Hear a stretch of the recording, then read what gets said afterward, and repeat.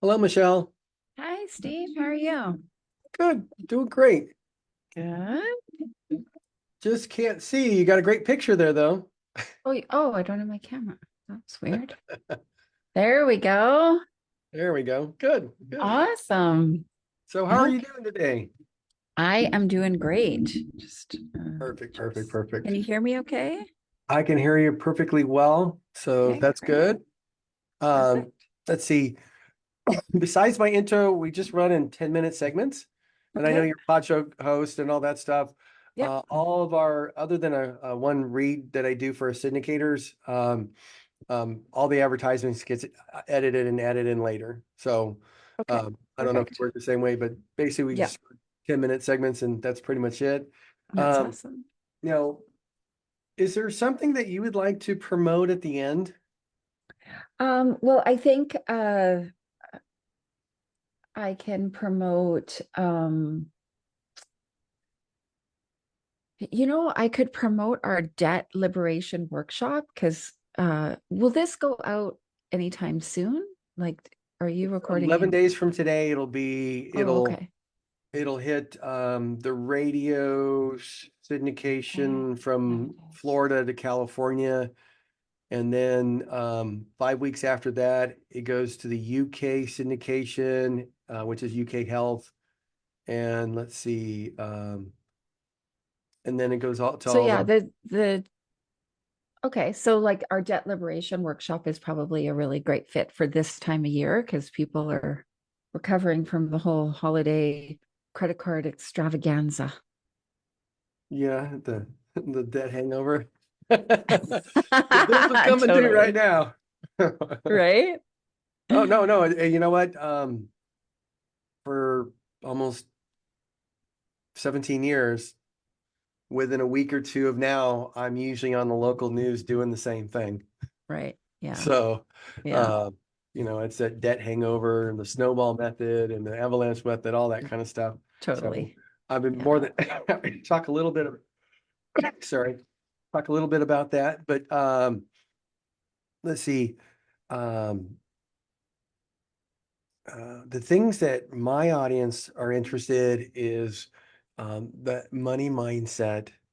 Um, Hmm. it's 86% female between 45 and 65. Kind of go figure. Okay. But the money archetypes are big. I Yeah. know you have year-end tax strategies, but what should people be thinking for tax strategies moving forward if you want to talk about that? Is that cool? Sure. Yeah. It all comes down to like the really powerful part is the money archetypes and the mindset, right? So Okay, so let's go. I'm Let's happy to talk about whatever you want. Oh no, that's okay. This is more about showcasing you because and then if you'd like to touch on the relationship of money, that's always a good one, especially for Totally. our audience, because most of the ladies have a love-hate uh thing there. Yeah, they do. Is this video as well as audio? Yeah, basically, the bulk of it goes through audio through news networks, but when it goes overseas, it's video. UK Health Network has a video as well as a radio, and it goes to I think like 8 or 10 million people between 56 different countries. But most of the people Wow. who are going to listen are US expats. Um, and the nice thing about it is I'm the only financial show on their network, so it has really high ratings. I That's don't know if they just awesome. like still might suck, Congratulations. but they might like an American voice, so who knows? That's awesome. I love it. Yeah, that's So, what a great success for you. well, it works out pretty well with the sponsors, so especially over there. All right, so I'm going to go ahead and get Yeah, started, and we're going to bring you right in. So here we go. sounds good. Hello, welcome to the Saving with Steve show, where we talk about the ins and outs of money, pretty much everything on this sun that relates to you having a happier relationship with money. I want to thank you for joining us today. My name's Steve Sexton. You know what? We just exceeded 700,000 listeners, so I want to thank you for sharing us with your friends and family and your associates. So keep doing that. We appreciate it. So today we've got some really interesting stuff. One, I'm going to be talking about things in the market that nobody's talking about that could affect your lifestyle. Two, we have Michelle Cooper. Michelle Cooper is the CEO and founder of Alchemy Accounting and Bookkeeping. It's a firm whose goal is to end suffering for entrepreneurs when it comes to bookkeeping and accounting. But what the big thing about Michelle, she's besides being a podcast host, business mentor, author, international speaker who specializes in refining both the practical and energetic aspects of money, ensuring businesses thrive with clarity and purpose. We're going to be talking about money mindset and money archetypes. And if we get into it, we might need to talk about a little um, debt wellness there that a lot of people are dealing with this time of year, as well as tax strategies as the year goes. So with that, Michelle, welcome to the show. Glad you're here. Thank you so much, Steve. I'm super excited to talk to you today, and congratulations on your podcast success. Well, thank you. Thank you. I think yours is doing pretty darn good too. So you know what? Uh, Not too bad. Let's see. Really want to get straight into it. One of the big things our listeners wanted to understand is money mindset. So when we're talking about Yes. being an entrepreneur or just one with money, you know what mindset should we be looking at or focusing on? Sorry. Definitely an abundant mindset, an expansive mindset, right? So, a lot of times we have this conditioning and this culture that we live in of not enough, right? Of I don't have enough money at the end of the month, or things are so expensive. And I'm not saying things aren't expensive, but when we get caught up in that narrative, it can it kind of backs up some conditioning that many of us are grew up with. You know, personally for me, I came from a hardworking middle class family, commercial fishing industry. You had to work hard for money. My parents were immigrants from Europe. And so there was a lot of scarcity there, right? There was a lot of like, we got to get what we can get when we can get it kind of thing. And then there's this mindset of like, I got to hold on to everything that I can, right? And what I've come to learn through my own shifting of my relationship with money is that we can see the greatest growth in our personal wealth or our success with money, looking at our conditioning, looking at our beliefs about money, and shifting them to away from lack and scarcity to abundance, to expansiveness, to there's more than enough, to overflow. Yeah. I think that's a wonderful mindset because a lot of people I do have that conversation with, and there's a lot of social media out there that really messes a lot of the mindset up. I just got to Absolutely. say, when it comes to this, yes, you see all these people on Facebook, your friends are going on trips and tours and all that kind of stuff, and you would like to go and you don't have enough money for that. But the reality is, you don't really know they might have spent 4 years saving for that one little trip. Or you know what, hey, they spent 6 8 months saving for that blouse or those pants because you really don't know where they're at. But the problem is you see it every single day and it kind of messes with you and you have to create that desire. So, and I love the approach of abundance because then you appreciate everything that you have and it makes life a lot easier. So I love that. Now, let's, Absolutely. And you mentioned something there that's really important that I just want to touch on, gratitude. So, one of the things that helped me was really like leaning into gratitude heavily. But it's easy for us to have gratitude for the money that's coming in. The shift is when you can have gratitude for the money, like just as much gratitude for the money going out. And that can be challenging for people because they're like, damn you, phone bill, right? Or like electricity bill or the cost of cauliflower or whatever. But if we can find some gratitude in the flow of money, the in and out, knowing that more is coming in, so we can let this go and be appreciative of it, that's a game changer. yeah, it is. That's a big game changer, knowing that, um, we all started from a place, and I came from a big family and had to work really hard for things. But there's always times when there wasn't enough. Well, there was, you wanted to do other things with the money as opposed to buy food. Let me put it this way: when you're a little younger, but Right? when you start realizing the food you buy nourishes your body and you have a healthy body so you can continue to do what you're doing or have the ability to think about what you're doing, that's something to be grateful for. One of the things that I've found, and I agree with what you're saying about gratitude, is if there's three things that you're grateful for every single day, and just think about them, review what they were last night. It could be just making that one phone call that somebody said, "Yeah, I'd like to talk to you." And that could have been the best thing of the day. Or, being able to go work out Right? to deal with your stress. Be grateful for those things because you're going to be better off for it. You're going to be definitely better off for it. So I totally agree with that. I love that mindset. Yeah. So next Yeah. part Yeah. is, It has been a game changer. yeah. So what I want, and that has a lot to do with the relationship with money. So, let's talk about that. That love, I know we're talking about a little bit, but that kind of love hate relationship that people have with money. So, as opposed to looking at, hey, I don't have enough to buy this, this, and this, how should people really focus on, the relationship with money? So I think this is an amazing conversation because a lot of people don't understand that they have a relationship with money, right? And they're just like, oh, money's this thing I love and I can't get enough of, or I hate dealing with money, I'm bad with math, whatever, right? That's just their belief system. That is maybe the things that they were told as they were growing up, or their real lived experience, right? And when we understand that it's actually a relationship with money and we can shift that relationship just like we could shift any other relationship in our life, right?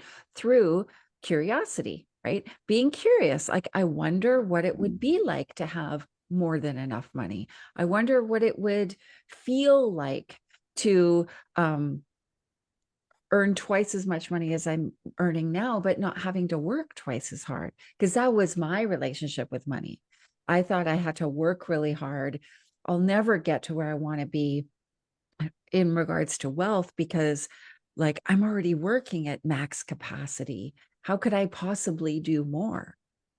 And so when we can identify our current relationship with money and then also consider how do we want to feel? Because to me, I came to understand that money is neutral. It's not good or bad. It's not right or wrong. It's just this neutral thing. You can do really good with money. You could do really bad things with money, but money itself is very neutral. But we, especially women, attach a lot of emotion to money and we create a lot of meaning about it. And like we own that identity, like that meaning becomes our identity, right? Like, oh, and like one of my identities before that I had to shift was I'm bad with money because I was never a saver. My dad used to say, money burns a hole in your pocket, Michelle. Right. When I was a little kid, he'd give me a quarter and I would immediately go to the store and spend it on candy. Right. There was no saving any, right? Like there was none of that. And he would be like, money burns a hole in your pocket.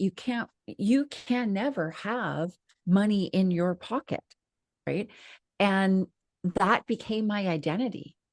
Right. I'm bad with money. It burns a hole in my pocket. I can never save.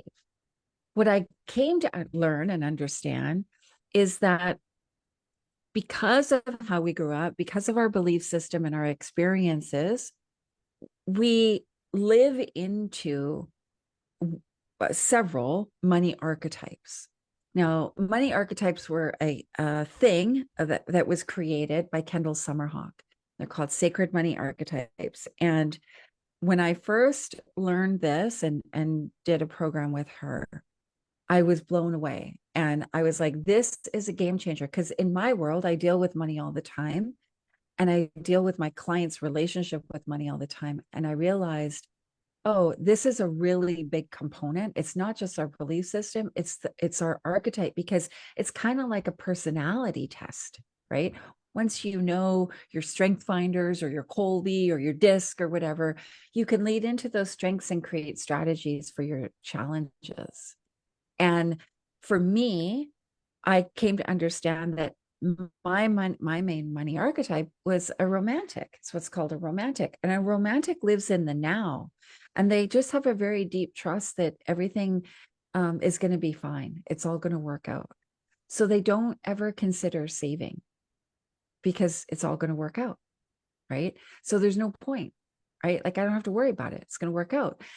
However, it's still good to have a savings account. Right.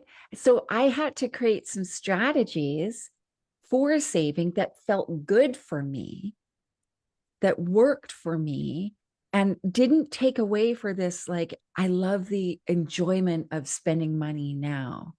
A romantic also really loves experiences. They don't really value things. So you mentioned the thing about travel. I love travel. I love the experiences money can buy. And I love sharing those experiences with my friends and my family and important people in my life. So I don't buy a lot of stuff. I wouldn't say I have a minimalist house, but I don't have a lot of stuff around me. It's just not what I value.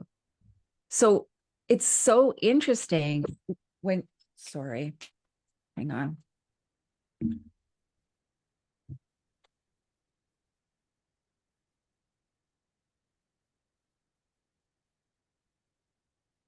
Right, it gets edited out. Sorry. Hopefully they can edit that out. My dog I'll tell you, let burst me in do and this. barked. Hey, folks, isn't Michelle wonderful? We're going to stick with this. We're going to be right back with some more Saving with Steve. Perfect. It's Awesome. right about the time that I need to do my next little thing there. Good. Okay.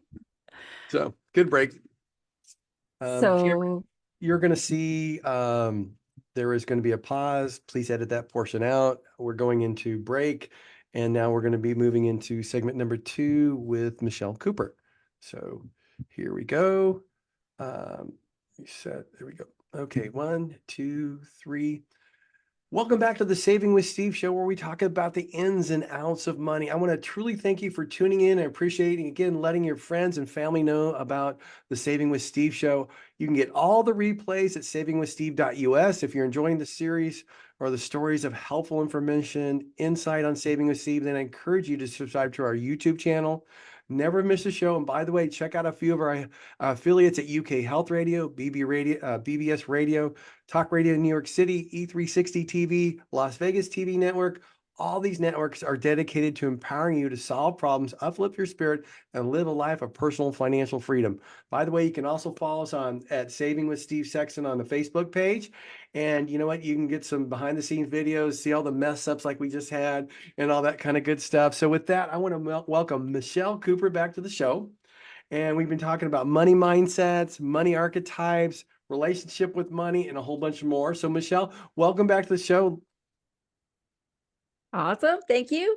This is great. I love this conversation. Yeah, no, this is wonderful. Now, we were talking about the archetypes of money.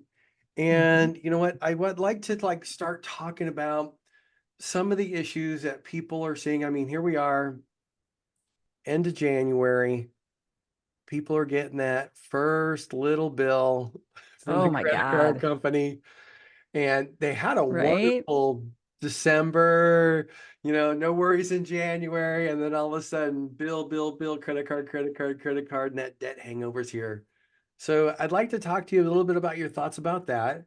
And I know your firm has um, a debt webinar that they have going on. And I think, people might be interested in that, especially some of our listeners throughout the states that are dealing with that little hangover there.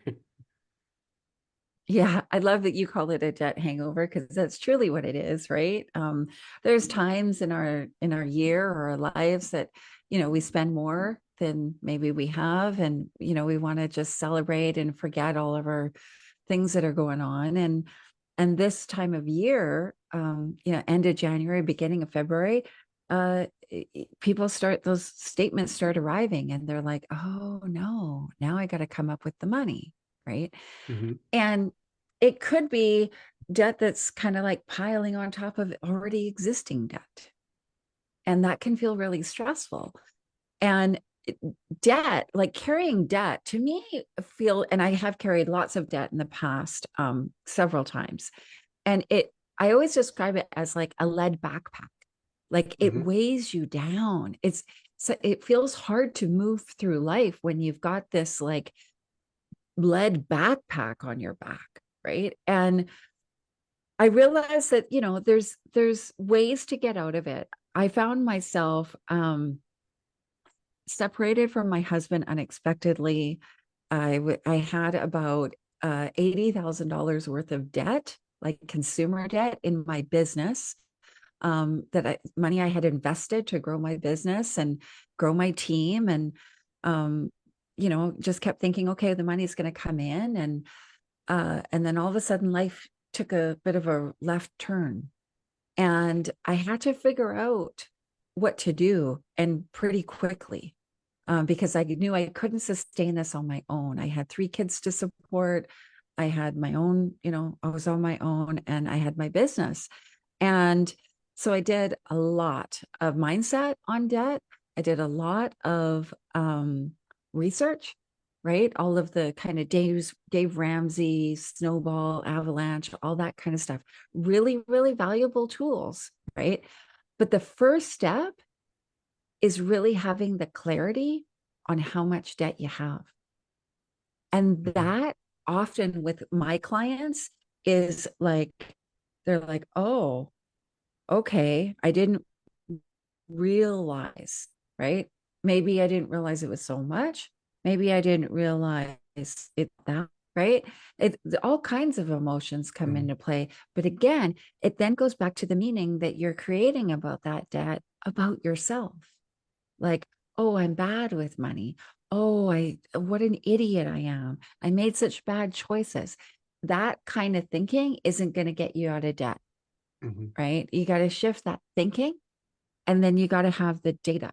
And that's why we created the debt liberation workshop, because we support people in walking through getting clarity on the debt and helping them decide what is the best strategy for them, partly based on what feels good, right? So somebody who likes to have a more of an instant reward, a, a snowball strategy could be really beneficial because you're paying off the lowest balance first, right? And so you're like, oh, I got out from under that one card, right?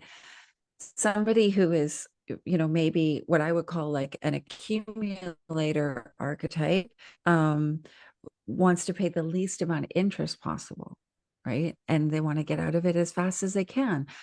So I learned this, passed it on to my clients. It's been very successful for them.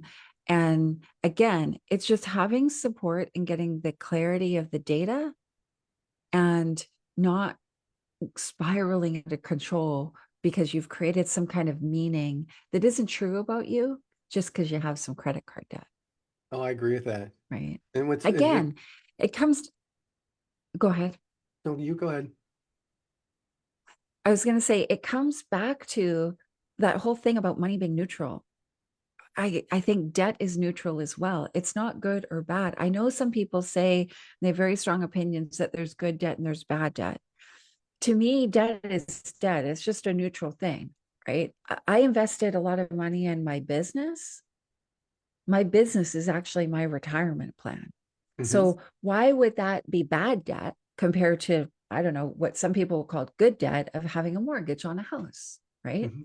Um, so if we can take that meaning, that judgment that we're putting on debt and money, and take that off of us, um, we can just look at it for what it is. It's a number, and we have a way out from underneath that number, and get support on it.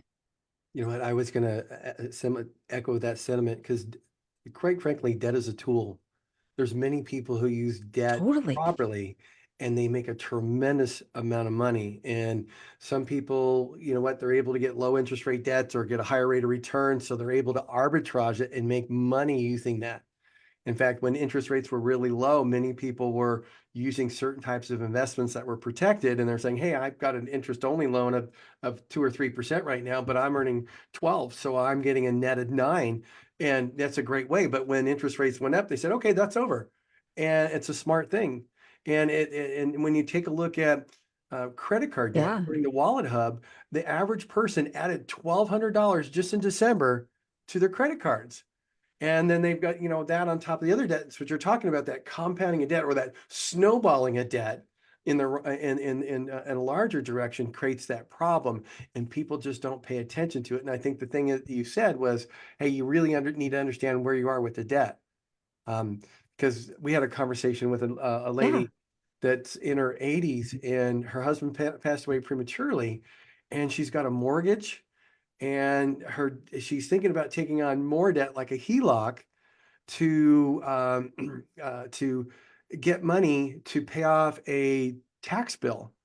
Now, we were able to get the tax bill removed talking to the IRS, but if she had moved forward with that, she would have further leveraged her debt because she didn't understand where she was. She was just trying to like immediately take care of the problem and make it just satisfy it. Let me satisfy it and kick it down the road. So it's important that people look at that thought there. Absolutely. Right. And sometimes you just need a little bit of support to see it, right?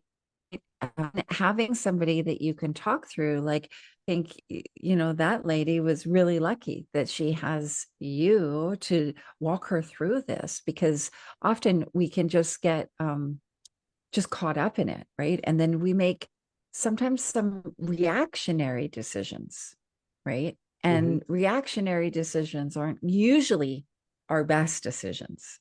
They're usually emotional, and they lead to things usually that we don't want to experience.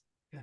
I think sometimes it's really nice. That's one of the reasons why I like your debt workshop, is because sometimes somebody just needs to ask you questions so you can realize Agreed. sometimes the um, craziness of your thought, and have you go, okay, I'm not thinking the right way. I need to adjust this a little bit.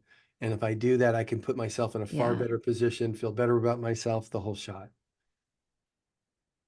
Yeah, totally. And that's what I mean by the spiral, right? Like when we when we're kind of going it alone and we're trying to figure this all out ourselves, we can spiral and we don't have anybody to bounce stuff off of. And then we get into this kind of like hopeless state of like, I'll never get out of this. Like this is just gonna be here forever. And that's a really kind of low energy, almost like survival state, right? Mhm. And that's not gonna that's not going to move you into abundance. It's not going to move you into wealth, right? So, you know, um, get support, whoever that is for you. There's lots of people out there that even there's books you can read, and journals you can buy. And our workshop is very low prices, like $49 or something, because in my eyes, people they're already in debt. Like they don't have a bunch of money to spend. Like we have to provide something that's highly valuable that helps them walk through this and create the plan, Mhm. so that they can start to get out from underneath it. And Well, that feels amazing. we've got about a minute left. Michelle, could you just let all of our listeners know how they can go about getting connected with your debt workshop and where to go? Yes, absolutely. So they can find that on our website. It's alchemyaccounting.ca. I've also got it on our social media. So Facebook, Alchemy Accounting, or me, Michelle B. Cooper. And Instagram is Alchemy Accounting or Michelle B. Cooper. Michelle, could you have your assistant also send that link to us so we can put it on our Yeah, website? So that's wonderful. absolutely, for sure. And Cameron, you're gonna edit that one part out. Cameron's my editor. I'm sorry. So, Michelle, I thank you Okay. so much for spending time with us today and sharing your knowledge. And I think it's really wonderful at this time of year you're offering a debt webinar so people can figure out how to reduce and eliminate their debt, start feeling like they're doing something about it, so they can feel like an abundance, and they're grateful for moving forward. So. I do want to thank you for being here with our show here on Saving with Steve. And I wish you the best. And you know what? Possibly we can have you back sometime soon. Yeah, absolutely. Thank you so much, Steve. I love what you're doing. Keep doing it. Keep rocking it out. And anytime you want me to come back, I'm happy to talk money. Sounds good. You as well, Michelle. You have a great day. We'll see you. Bye bye. Bye. Okay, let's hit the pause. Perfect. Thanks, Michelle. That That was was great. wonderful. Yeah, that was great. Thank you so much, Steve. I'll get the link sent over, and we'll get all that tied up. It was Yeah, there's awesome. just a little thing that I forgot her name. I'm sorry. I wasn't Cheska. Jessica. Okay. She's wonderful. She stays on top of stuff, doesn't she? Um, Yeah. let's see. But yeah, if you could send that link and a little bit of blurb about it, that would be great. We'll put it on our website. Yeah, It will absolutely. show up before the episode, so when the episode airs, everybody will be able to see it. And could you also have a website link for us as well? Because uh, Yep. people tend to go back and listen to these things months down the road. Yeah. So you know what? Yeah, absolutely. I'll make sure you get everything. Cool, cool. I'll tell you what, you have a good one. We'll let you go and we'll see you Yeah. there. I've got Thank you a little so segment to much, do Steve. Really myself, and appreciate you. you got it. Have a good day. Okay. Sounds Thanks. good. Okay, Bye. bye. Okay, let's see. We are going to do this. Mhm.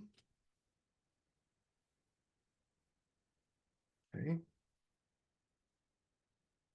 Hello, welcome back to the Saving with Steve show. That was Michelle Cooper. You're going to be able to go to the savingwithsteve.us website, and you know what? You're going to be in a position where you can get connected with her debt webinar that'll help you work out how to get out of debt. Next, I want to talk to you about some things that are going to affect your lifestyle. And let's just get started talking about that right now. So, you're taking a look at this little screen on on the webinar here, or the not the webinar, but the podcast here. Everyone thinks things are good today because they saw the market go up. But the reality is, folks, we've spent the last 24 months in stagflation. And for those people who haven't taken withdrawals from their accounts, they're close to getting to even. And there's a lot of people who have taken withdrawals from their accounts and they're nowhere near where they were from an account value 24 months ago. Okay. We're here to talk to you about ensuring your next, so many years in retirement are not affected by getting a full understanding of all the components which are affecting your income. So let's talk about some stuff that many people are really not talking about. Let's talk about those components that are going to directly affect your lifestyle. So first of all, I'm going to show you three different ETFs. One is the S&P, one is the Dow, and one is the NASDAQ. The returns are shown. We're going to include dividends. Okay, we're going to look at $1,000 investment in year 2000. If you see over here, and that's called a nominal rate of return. It's just, hey, all the volatility and everything, add in dividends. Hey, we go from 1,000 to $4,518, and it's a nominal rate of return of 6.55. Now, what's even more powerful is to show the real rate of return, which is that return, adding in sequence of returns for fluctuation, dividends, and now the impact of inflation. See that $1,000 goes up to 2524. Pretty powerful. So let me show you the next slide. This is the Dow Jones. Hey, the nominal rate of return with dividends is 7.31. The real rate of return adjusted after inflation is 4.67. And let's look at the QQQ or the NASDAQ. You could see all the fluctuations here, and the nominal rate of return adding in dividends is 6.2, but the real rate of return over the last 23 years, 24 years, is 3.63.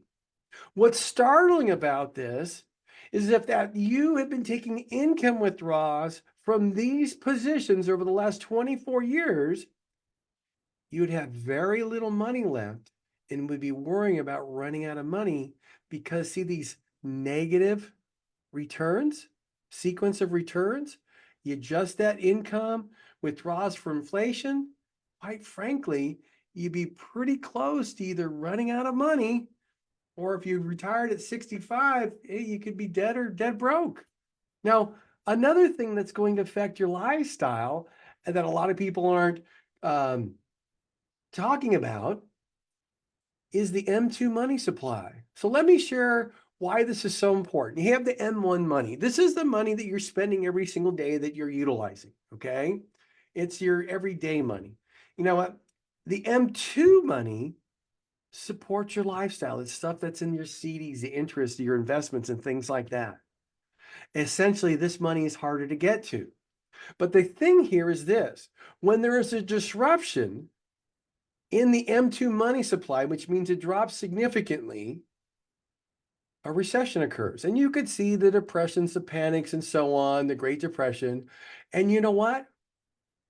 You think and say, well, that's a long time ago. Well, even though it happened a long time ago, it still has the same effect today. Okay?